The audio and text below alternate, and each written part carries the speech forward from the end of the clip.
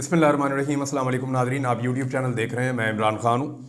कादी फ़ायद ईसा साहब की रिटायरमेंट के बाद आज पाकिस्तान के नए चीफ़ जस्टिस हलफ उठा रहे हैं।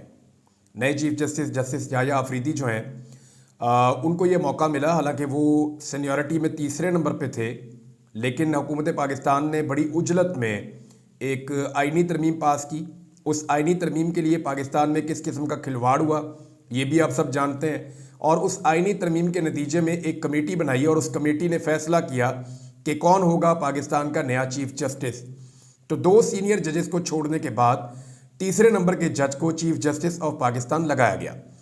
ये तीसरे नंबर के जो चीफ जस्टिस हैं, जस्टिस याह्या अफरीदी, ये इस आइनी तरमीम की मरहून मिन्नत है।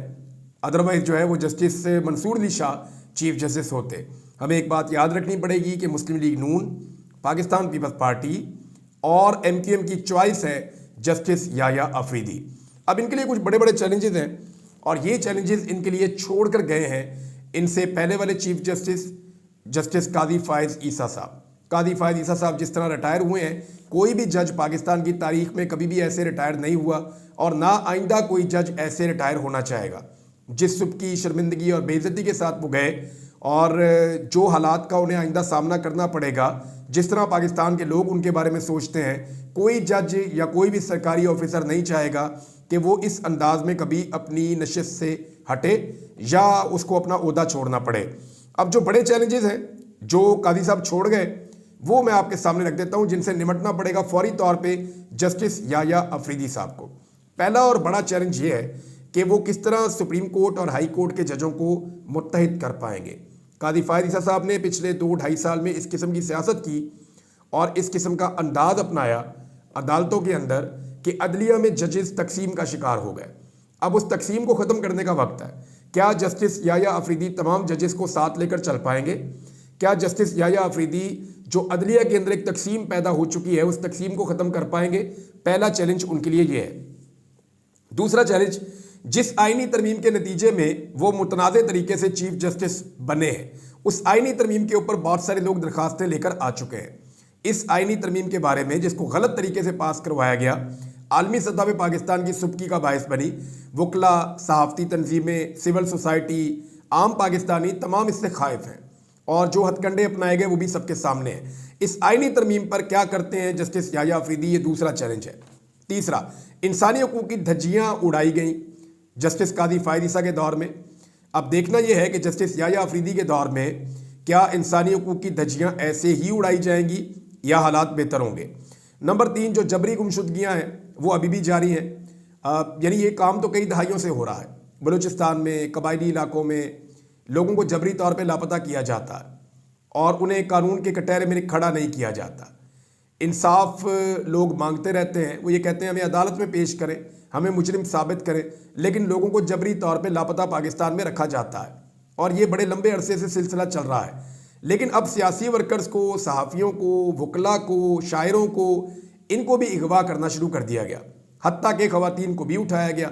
तो ये सिलसिला अभी भी जारी है, अभी भी कुछ लोग जो हैं वो लापता हैं और इसमें जस्टिस याह्या अफरीदी की पॉलिसी देखनी पड़ेगी कि वो क्या करते हैं। बड़ा चैलेंज है। नंबर 5, जो धांधली ज़दा इलेक्शन पाकिस्तान में हुआ, क्योंकि 2024 के फरवरी में होने वाला इलेक्शन इस मुल्क की तारीख का सबसे मुतनाज़ इलेक्शन है, जिसमें वाज़ेह अक्सरियत के साथ जो लोग जीते उन्हें जाली फॉर्म 47 के ऊपर हरा दिया गया और फॉर्म 47 जाली बनाकर कुछ लोगों के हाथों में थमा दिया गया जिन्हें अवाम ने वोट नहीं डाला था और वो लोग जाकर उस फॉर्म की बुनियाद पर असम्बलियों में बैठ गए। तो जाली असम्बलियाँ वहाँ मौजूद हैं।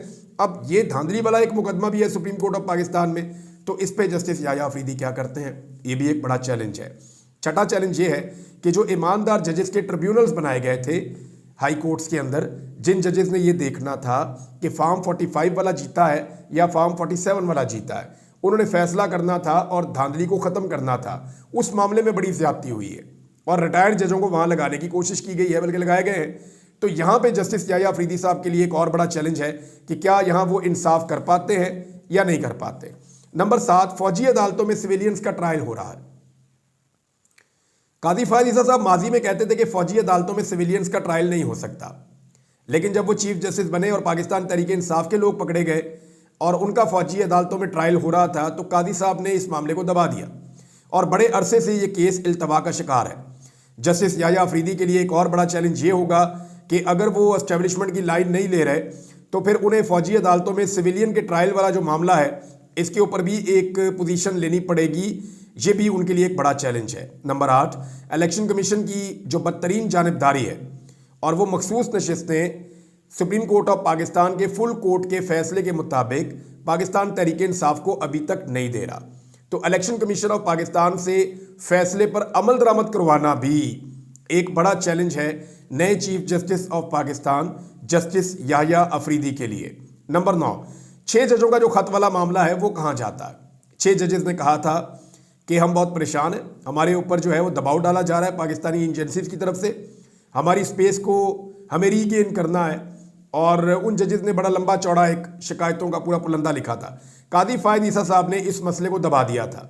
देखना यह है कि क्या जस्टिस याह्या अफरीदी इन 6 जजेस को और बाकी अदलिया को उसकी स्पेस वापस लेकर देते हैं और इस मामले पे कोई एक्शन लेते हैं या नहीं लेते।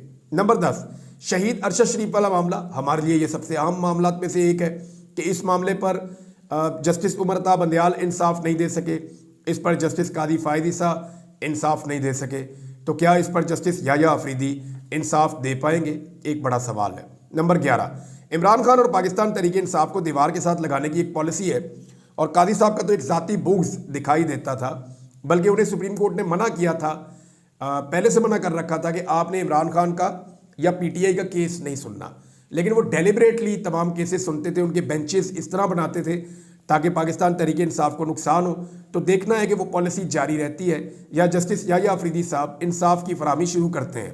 नंबर 12, सदारती ऑर्डिनेंस के नतीजे में जो कादी फायज़ ईसा साहब ने अपनी मर्जी की प्रैक्टिस एंड प्रोसीजर कमेटी बनाई और उसके नतीजे में अपनी मनपसंद का एक बेंच बनाया और 63A के अंदर रिव्यू कर दिया मामला, वहाँ पे 2 सीनियर तरीन जजेस एतराज़ कर चुके हैं। ये दोनों जजेस जस्टिस याह्या अफरीदी से सीनियर हैं। अब क्या justice Yahya Afridi full court को बुलाते हैं, क्योंकि दोनों जजेस ने कहा था कि फुल कोर्ट बुलाएं और इस सदारती ऑर्डिनेंस के ऊपर फैसला जारी करें। देखना यह है कि जस्टिस याह्या अफरीदी अपने सीनियर जजेस की बात मानते हैं या मामला किसी और तरफ जाता है या कादी साहब वाली पॉलिसी को कंटिन्यू करते हैं। नंबर 13, 9 मई का मामला पाकिस्तान तहरीक इंसाफ के लिए बड़ा सीरियस इशू है। ये सियासी जमात बुरी तरह क्रश हुई है 9 मई के बाद। वहाँ तहरीक इंसाफ ने एक डिमांड कर रखी है कि जुडिशल कमीशन बनाया जाए, CCTV फुटेज सामने ली जाए, पूरा इस मामले की इंक्वायरी की जाए, जो जिम्मेदारान है उनको सजा दी जाए। तो इस पे जस्टिस याह्या अफरीदी साहब को देखना होगा कि वो इस पे क्या करते हैं। एक बड़ा चैलेंज ये भी है और इन तमाम चीज़ों का अंदाज़ा आपको इस बात से हो जाएगा जब जस्टिस याह्या अफरीदी बेंचेस बनाना शुरू करेंगे। जैसे जैसे वो केसेस के बेंचेस बनाएंगे तो हमें इस बात का आइडिया होना शुरू हो जाएगा कि एक्चुअली वो क्या लाइन ले रहे हैं और किस तरफ मामले को लेकर जा रहे हैं। तो जनाब ये है सारी सूरत हाल, जो बड़े चैलेंजेस हैं जो जस्टिस याह्या अफरीदी के सामने खड़े हैं। तो इसके ऊपर हम बात करते रहेंगे। अब आ जाए जो कैदियों वाली वैन वाला मामला हुआ, ये बड़ा इंपॉर्टेंट मामला है और इसका जो लुब्बे लुबाब है कुछ मैं थोड़ी सी समराइज़ कर देता हूँ आपके सामने, सिचुएशन में रख देता हूँ। हुआ ये था कि जब पाकिस्तान तहरीक इंसाफ के लोग एहतजाज करने इस्लामाबाद आए, खैबर पख्तूनख्वा से और पंजाब से भी, तो सैकड़ों के करीब लोगों को गिरफ्तार कर लिया गया। इसमें जो है खैबर पख्तूनख्वा के कुछ सरकारी मुलाजमीन है वो भी गिरफ्तार हो गए, कुछ MPs वगैरह वो भी गिरफ्तार हो गए। तो ये जो लोग गिरफ्तार हुए थे इनके ऊपर पुलिस ने ना एक एक वक्त में अलग अलग पर्चे डाल दिए। इस इलाके का भी कोसार का भी डाल दिया, तो संजानी का भी डाल दिया, तो उधर का भी डाल दिया। जब ये मामला जजेस के सामने आया तो कल जज साहब ने कुछ 82 लोगों को एक साथ डिस्चार्ज कर दिया था। यानी ये वो सारे लोग हैं जिनके ऊपर कोई और मुकदमा पेंडिंग नहीं था। 82 मुकदमात में ये डिस्चार्ज हो गए थे। जो दूसरा मुकदमा पेंडिंग था उसमें इनकी बेल हो चुकी थी, लिहाजा अब इनकी हथकड़ियां खोलनी थी। डिस्चार्ज होने का कानून ये कहता है कि कोई किसी किस्म का आपने जमानती मुचलका जमा नहीं करवाना, कोई और आपने काम नहीं करना। होना सिर्फ उसके अंदर इतना है कि उसी अदालत के अंदर खड़े होकर पुलिस वाले ने आपकी हथकड़ियां खोलनी है और आपने अपने घर चले जाना है। नाउ यू आर फ्री, आप एक आज़ाद शहरी हैं। लेकिन पुलिस ने बड़ा अजीब काम किया। पुलिस इन लोगों को शायद छोड़ना नहीं चाहती थी या पुलिस को ऑर्डर्स आए कि इन लोगों को अभी नहीं छोड़ना, तंग करना है। तो पुलिस ने 3 कैदियों वाली वैगनों के अंदर इनको भरा और भरकर इनको ले गए। अब हुआ ये कि पुलिस को लगा कि हम अकेले ही जा रहे हैं और आगे पाकिस्तान तहरीक इंसाफ क्लेम करती है कि एक मनसूबाबंदी के तहत कार्रवाई की गई है। अब ये जो मनसूबाबंदी के तहत कार्रवाई की गई, पहले देख लें कि खबर क्या है। खबर यह है जी कि कैदियों वाली वैन्स के ऊपर अटैक किया गया, मुसल्ला अफराद ने हमला किया, 4 पुलिस एहलकार जख्मी हो गए, 4 हमलावर गिरफ्तार हो गए और उसके बाद मुलजिमान को छुड़वाने की कोशिश की गई, उसे नाकाम बना दिया गया। ये जनाब पुलिस का मौक़िफ़ है। दूसरी जानिब जो इंफॉर्मेशन मिनिस्टर है उनका कहना है जी ये 9 मई की तर्ज का एक अटैक है और पाकिस्तान तहरीक इंसाफ जो है वो दहशतगर्दों की तरह रिएक्ट कर रही है, वो अपने कैदियों को छुड़ाने की कोशिश कर रही है। देखें, इससे आप एक बात जहन में रखें, अगर तो ये फेक है जो पाकिस्तान तहरीक इंसाफ जो है वो इसके ऊपर क्लेम कर रही है कि ये सारा झूठ का पुलंदा है और ये एक खेल खेला गया है पाकिस्तान तहरीक इंसाफ को ना सिर्फ बदनाम करने के लिए बल्कि कुछ नया गेम होने जा रहा है। एक्चुअली वो क्या रही है, पाकिस्तान तहरीक इंसाफ क्या कह रही है, पहले जो इन्फॉर्मेशन सेक्रेटरी हैं पाकिस्तान तहरीक इंसाफ के शेख वकास अकरम, उनको हम सुन लेते हैं। शेख वकास अकरम कह रहे हैं कि कैदी वैन्स पर हमला पुलिस ने खुद करवाया है, हमारे कैदियों को बाहर निकाल कर खड़ा कर दिया गया और कहा गया कि आप यहां से भाग जाएं। उन्होंने भागने से इनकार कर दिया। जो ड्रामा आप करना चाहते हैं वो तहरीक इंसाफ कामयाब नहीं होने देगी। कैदी वैन्स खड़ी करके मुतल्लिका SHO शबीर तनोली ने वैन का शीशा तोड़ा। पुलिस ने फैसल टाउन के करीब गाड़ियां मोड़कर खुद कार्रवाई की है। हमारे कारकुनों की जमानत हो गई थी और अब दूसरे मुकदमे में गिरफ्तारियां डाली जा रही हैं। हमारे कारकुन फरार होने के लिए तैयार नहीं है। शौकत बसरा कह रहे हैं जी ये 70 का दौर नहीं है, ये 2024 है। कैदी वैन पर हमले जैसे टोपी ड्रामे बंद करो, कौम तुम्हारे सब नाटक और ड्रामे जानती है। अब आ जाए, जो वहां पे सहाफ़ी मौजूद थे उनमें एहतशाम अली अब्बासी साहब ने बड़ा अहम नुक्ता उठाया। उन्होंने कहा जी 82 पाकिस्तान तहरीक इंसाफ के मुलजिमान थे, जब इनकी जमानतें भी हो गई और इनके केस डिस्चार्ज हो गए तो आप तो इनको छोड़ दें। फिर पुलिस इनको लेकर कहाँ जा रही थी और क्यों लेकर जा रही थी और सड़कों पर इनको क्यों लिए फिर रही थी और संजानी में फरार होने का वाकया बना दिया। ये सब एक मंसूबे के तहत किया हुआ लग रहा है। फिर उन्होंने एक और बात की कि हवालाती पुलिस हिरासत से छुड़ाने का मामला, पुलिस ने जाए वकूआ से तमाम शवाहिद ख़त्म कर दिए। प्रिजन वैन्स को मौके से फौरी तौर पे हटा दिया गया। मौका पर तमाम अफसरान की मौजूदगी का पुलिस तर्जुमान का बयान भी हकायक के बरक्स है। संजानी टूल प्लाजा जाए वकूआ पर कोई पुलिस अफसर या एहलकार भी मौजूद नहीं। तमाम SHOs की संजानी टूल प्लाजा पर पहुंचने की इतला भी गलत निकली। अब मामला ये है कि ये PTI के लोग जो पीछे गाड़ियों में जा रहे थे ना, वो पीछा कर रहे थे इन वैन्स का, इसलिए कि उन्हें लगता था बंदे डिस्चार्ज हो गए, इनको छोड़ो। तो पुलिस ने कहा जी हमारे पीछे आ रहे हैं, हम अटक जाके छोड़ देंगे। उन्हें लगा शायद जेल में जाके छोड़ देंगे, कोई नया प्रोसीजर है इनका। वो इनके पीछे जा रहे थे। उन्होंने कैमरे निकाल के पीछे से वीडियोस बना ली कि जनाब ये देखिए ये क्या हरकतें कर रहे हैं। और वो जो बंदे मार रहे थे वो ऐसा लगता है एक जत्था सा था, सबने मुंह लपेटे हुए थे। मुझे ऐसा लगा जैसे गुल्लू भट्ट ने नहीं गाड़ियां गुड़ियां तोड़ी थी और पुलिस के साथ मिलकर कार्रवाई डाली थी। मुझे वो गुल्लू भट्ट टाइप का काम लगा और मुझे वो लगा ऐसे कि जैसे ये प्लान के साथ काम किया गया है और मनसूबाबंदी के तहत मजीद मुकदमे बना के पाकिस्तान तहरीक इंसाफ के कारकुनों को अंदर रखने का एक जवाब पैदा किया गया है या उन्हें गिरफ्तार रखने का एक जवाब पैदा किया गया है। एक ऐसे MPA का नाम इसमें डाल दिया गया जो उस वक्त यासिर नाम है उनका, यासिर कुरैशी गालिबन, वो उस वक्त पंजाब असम्बली में तकरीर कर रहा था। वो वहाँ खड़ा होकर बता रहा हो भाई मेरा नाम उधर डाल दिया वो कुएं में कि मैं कोई पुलिस की हिरासत से भाग गया हूँ, मैं प्रोटेक्शन ऑर्डर पे यहाँ पे आया हूँ, मैं असम्बली में खड़ा होकर आपके सामने तकरीर कर रहा हूँ, मेरा उधर वो कुएं में नाम डाल दिया। तो पूरी असम्बली में जो है वो शेम शेम के नारे लगे हैं। तो ये है जनाब सिचुएशन। अब इसमें एक चीज़ मैं आपको और बता देता हूँ। अख्तर मेंगल साहब ने एक स्टेटमेंट दिया और वो स्टेटमेंट मैं आपको ज़रूर पढ़ के सुनाना चाहूँगा क्योंकि वो इस वक्त के हालात जो है उसकी पूरी तस्वीर कुशी कर रहा है, नून लीग और पीपल्स पार्टी की खास तौर पे।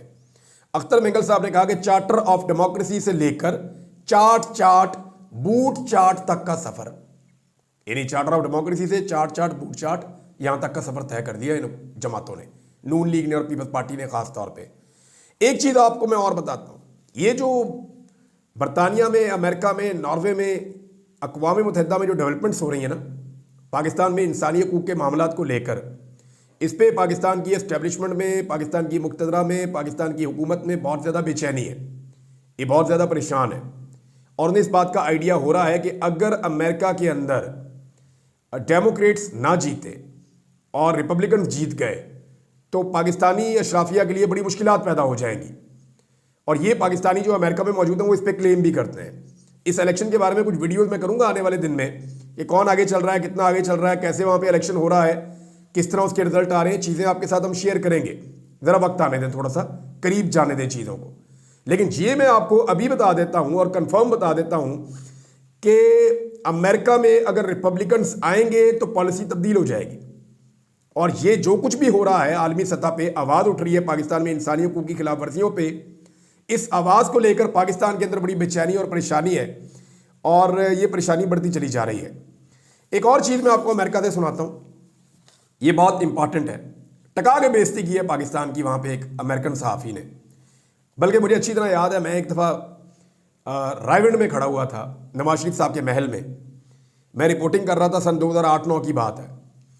तो वहाँ कुछ अंग्रेज़ जर्नलिस्ट आए मुख्तलिफ मुल्कों से, और वो हमें ये कह रहे थे कि यार ये गरीब मुल्क है, वहाँ मोर फिर रहे हैं, हिरन फिर रहे हैं, इनके बच्चे जो हैं उन्होंने बेहतरीन घोड़ों के ऊपर टांगे बनाए हुए हैं, सैरें कर रहे हैं, और ऐसा खूबसूरत लश पश किस्म का रायविंड है। यानी उसके अंदर सैकड़ों तो मुलाजिम थे, कोई इधर भाग रहा है, जिस किस्म के लेविश खाने वहाँ पे लग रहे थे।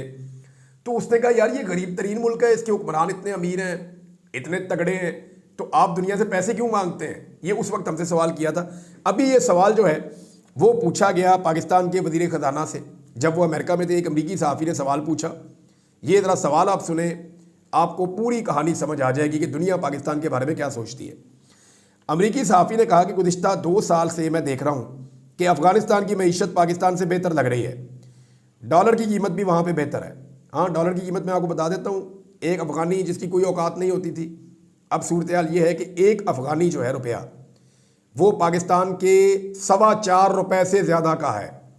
एक अफ़गानी पाकिस्तान के 4.25 रुपये से ज़्यादा का है। ये हमने पाकिस्तानी मईशत के साथ इस वक्त किया है खिलवाड़। बहरहाल इसके अलावा उन्होंने कहा जी कि डॉलर की कीमत भी वहाँ बेहतर है। मुझे इसकी वजह समझ नहीं आई, मालूम नहीं है। जब भी पाकिस्तान से हुक्मरान आते हैं यहाँ अमेरिका में, तो वो बहुत ज़्यादा खर्चा करते हैं, अय्याशियाँ करते हैं। वाशिंगटन डीसी में भी लोग देखते हैं कि हम कितनी खूबसूरत मुस्कुराहट के साथ भीख मांगते हैं। यानी आप जो अब भीख मांगते हैं यहाँ वाशिंगटन डीसी वालों से, वो आप इतनी खूबसूरत मुस्कुराहट के साथ मांगते हैं, इतना खर्चा और अय्याशियाँ करके मांगते हैं कि वो भी आपको देख रहे होते हैं। वो इस बारे में सोचते हैं, वो अपने मुंह से नहीं कहते, मगर वो इस बारे में सोचते हैं। निज़ाम इंसाफ का भी पाकिस्तान में यही हाल है। हमारे एक सहाफ़ी हैं, 2 साल पहले उन्हें कत्ल किया गया, अरशद शरीफ को उन्होंने हवाला दिया, आज उनकी बरसी भी है, लेकिन उन्हें अभी तक इंसाफ नहीं मिला। अब इस सवाल का कोई जवाब था ही नहीं आपके वज़ीर ख़ज़ाना के पास, क्योंकि आपका वज़ीर आज़म रहता है तो वहाँ के महंगे तरीन होटलों में ठहरता है, और आवाम से बचने के लिए वो ऐसी जगहों पर ठहरता है जिसके प्रोटोकॉल्स ही अलग होते हैं। और मांगने गए आप वहाँ पे भीख, रहते हैं आप वहाँ बादशाहों की तरह।